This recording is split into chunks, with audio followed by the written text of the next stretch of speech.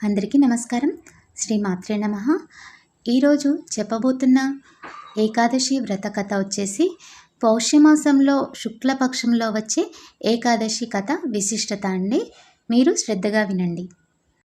అయితే ధర్మశాస్త్రాల ప్రకారం మనిషి యొక్క లక్ష్యం ఏంటంటే భగవంతుణ్ణి ఆరాధించి చివరికి ముక్తిని పొందడం.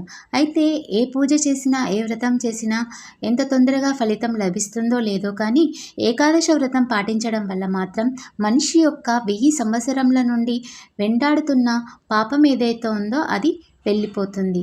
ఒక్క ఏకాదశి వ్రతం చేయడం వల్ల మిగిలిన వ్రతాలు దానాలు చేసినంత పుణ్యము లభిస్తుంది.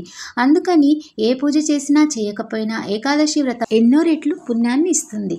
అయితే ఒకసారి యుధిష్ఠిర మహారాజు కృష్ణుణ్ణి ఇలా అడుగుతారు. బ్రహ్మవైవర్త పురాణంలో ఏకాదశి విశిష్ట కథను చెప్పండి స్వామి అని అడుగుతాడు. అప్పుడు కృష్ణుడు, హే రాజా, పౌష్యమాసంలో వచ్చే శుక్లపక్ష ఏకాదశిని పుత్రదా ఏకాదశి అని అంటారు. ఈ పుత్రదా ఏకాదశి వ్రత కథాన్ని చేసిన ఒక విశిష్టమైన కథను చెప్తాను, విను, శ్రద్ధగా విను అని